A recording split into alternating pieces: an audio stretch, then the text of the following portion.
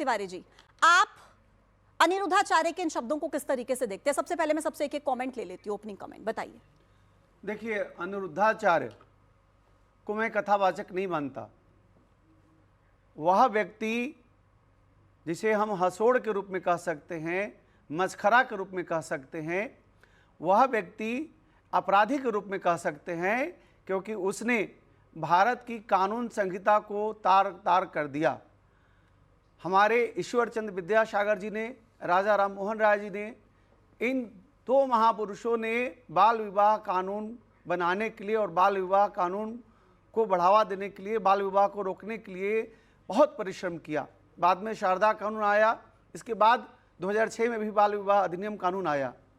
इन सब कानूनों को तार तार करते हुए यह व्यक्ति 14 साल की उम्र में विवाह करने की बात करता है। यह न्यायोचित नहीं है, न्याय के खिलाफ है, पहला चीज़। दूसरा चीज़, यह व्यक्ति चरित्रहीन है। जिस तरह बेटी और बहनों को भरे सभा में कथा के नाम पर जिस तरह मस्खरी करता है, लोगों की पर्सनल लाइफ में झांकता है, उसके 100 वीडियो उठा करके देखिए, सभी वीडियो में वह व्यक्ति कभी भी भगवान का प्रसंग की चर्चा नहीं करता। वह व्यासपीठ को गंदा कर रहा है। इस व्यक्ति की भारत में कथा बंद होना चाहिए, इसको जेल में डालना चाहिए, इस पर न्यायिक कार्रवाई होनी चाहिए। यह व्यक्ति को फांसी की सजा होनी चाहिए। ऐसा व्यक्ति जो हमारी बहनों को, जो यूपीएससी की तैयारी, आईएएस की तैयारी कर रही हैं, जो एमबीबीएस की पढ़ाई कर रही हैं, आईआईटी की पढ़ाई कर रही हैं, जो बहनें बड़े बड़े क्षेत्रों में काम कर रही हैं, उन सब के ऊपर चरित्र हनन का काम करता है या दुशासन की तरह काम किया है। ठीक है। वह बेटी बहनों को बोलता है कि 4 बार और 5 बार इस तरह, मैं तो कह भी नहीं सकता।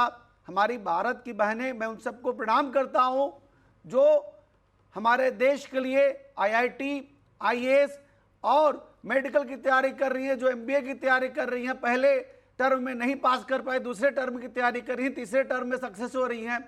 उन सब बहनों के चरित्र को ऊपर चरित्र हनन की बात करता है। ऐसे व्यक्ति को जेल में होना चाहिए। ठीक है, ठीक है शैलेश जी, आपने अपना पक्ष रखा। और अब राज मिश्रा जी, आप बताइए। जी, एक शब्द कहा जाता था, आप सब लोगों ने सुना होगा शायद, कौवा कान ले गया। अपना कान नहीं चेक किया, कौवे के पीछे दौड़ते हैं। सत्य बता रहा हूं, सुना आप लोगों ने? नहीं सुना? कौवा कान ले गया, कान चेक नहीं किया, कौवे के पीछे दौड़ रहे हैं। व्यासपीठ पर बैठकर, भाई कौन सी व्यासपीठ पर बैठकर ये शब्द कहा है? सबसे पहले सारी चीजों को बता रहा हूं, एक एक करके बताऊंगा। आपने एक शब्द यूज किया था कि हम वो शब्द कह ही नहीं सकते, हमको ये शब्द म्यूट करना पड़ा। दुर्भाग्य यही है कि आपने वो शब्द म्यूट किया, क्योंकि आपने पूरा सेंटेंस सुनाया ही नहीं है। अगर उस पूरे, मैं पूरा सेंटेंस भी सुनाऊंगा कि उस टाइम पर उन्होंने क्या कहा है और क्या हुआ था और कैसे ये सनातन धर्म के खिलाफ षड्यंत्र किया जा रहा है। और उस षड्यंत्र के अंदर हमारे, मैं बता रहा हूं,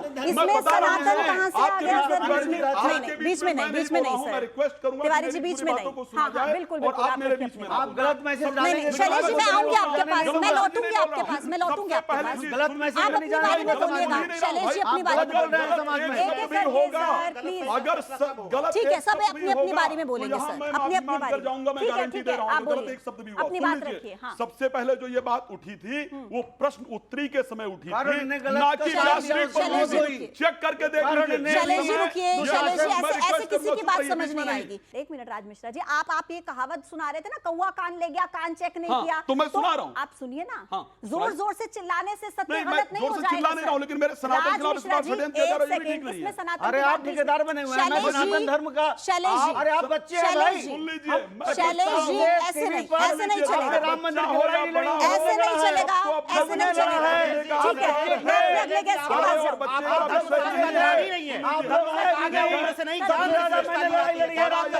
सर प्लीज, शैलेश जी रुकिए, शैलेश जी रुकिए, आप तीनों ही महिलाओं की कितनी इज्जत करते हैं। एक मिनट राकेश जी रुकिए, आप तीनों ही नारी, एक सेकंड शैलेश जी, आप तीनों नारी का कितना सम्मान करते हैं ना, लाइव डिबेट में पता लग रहा है। 2 महिलाएं अपनी बारी का इंतजार कर रही हैं। मैं बोल रही हूँ कि अपने, राज मिश्रा जी रुकिए जरा, रुकिए जरा जी, सबका ओपनिंग कमेंट होने दीजिए ना, ऐसे चिल्लाने से क्या हो जाएगा? नहीं, चिल्ला नहीं रहा हूं, लेकिन सत्यता को नहीं, दबाया जोर नहीं से जा बोलने सकता। से बिल्कुल नहीं सत्यता को दबाया नहीं जा सकता। अगर आप जाएगा। आराम से अगर बोलेंगे आप तब भी मुझे सच बाहर नहीं तो आएगा मैं सर। क्योंकि हमारे मीनल टॉपिक जी, में गलत मैसेज जा रहा है। मीनल जी आइए प्लीज, प्लीज।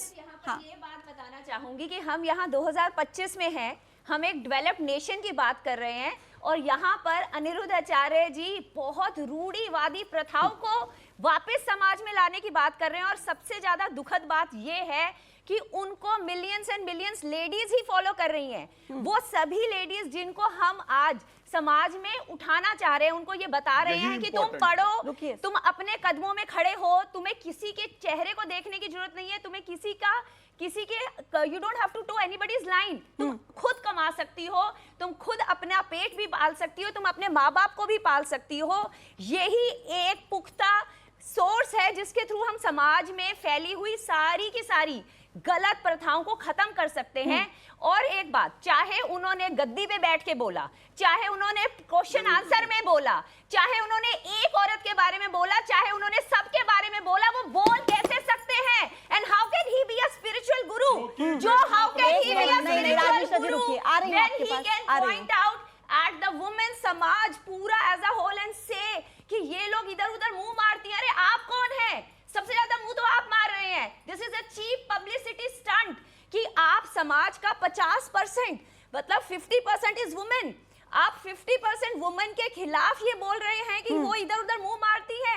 अरे आप अपने अंदर झांक के देखिए, इतना गलत बोलने के लिए क्षमता चाहिए, इतना गलत बोलने के लिए वैसी सोच चाहिए। और वो सोच, आप अपनी सोच इतने बड़े जहां पर आपका कथा हो रहा है उसमें प्रोजेक्ट कर रहे हैं। बिल्कुल ठीक है, मैं आपके पास लौट रही हूँ मिनल जी। एक ओपनिंग कमेंट मैं प्रियंका जी से भी ले लेती हूँ, फिर मैं आऊंगी। जी प्रियंका जी। देखिए पूजा जी, हम समाज सुधार की बात कर रहे हैं और जब आप सुधार की बात करते हैं तो आपको इतिहास भी जानना पड़ेगा। आपको ये देखना पड़ेगा आज़ादी के बाद से हमने कितनी कुरीतियों को ख़त्म किया। बाल विवाह जैसी कुरीतियाँ, बाल विवाह के बाद किस तरह से जो बाल विधवाएं होती थी उनको किस तरह से हमने स्थापित किया, उनका किस तरह से उनकी रीमैरिजेस की बात की गई। और इससे ज़्यादा भ्रूण हत्या हमारे देश में होती थी। महिलाओं को पढ़ाया नहीं जाता था, लड़कियों को घर के अंदर चार दीवारी के अंदर रखा जाता था। लेकिन ये सारी चीज़ें, इन सारी बाधाओं को पार करके हमारे देश की सरकारों ने और सामाजिक संगठनों ने दिन रात मिलकर के काम किया, खून पसीना बहाया, तब जाकर के आज ये स्थिति आई है कि जमीन से लेकर आसमान तक महिलाएं जो हैं परचम लहरा रही हैं और अपना अस्तित्व का दावा कर रही हैं। लेकिन बात तब आ जाती है जब सनातन धर्म का नाम लेकर के आप महिलाओं के श्रृंगार पर टिप्पणी करते हैं। शास्त्र हमारा कहता है 16वें वर्ष के बाद जब लगे शारीरिक और मानसिक परिपक्वता है तब विवाह किया जाना चाहिए। और 16वें वर्ष के बाद कन्या को सुंदरी शब्द से संबोधित किया गया है। अब शैलेश जी मुस्कुराएं या नाचें, लेकिन सहमत हो जाएंगे। नाचोगे तुम, मारेंगे, उल्टा सीधा बोलोगे, सर फाड़ देंगे, समझा? नाचने की बात करोगे, मारूंगा तो सर फाड़ देंगे। अरे नहीं,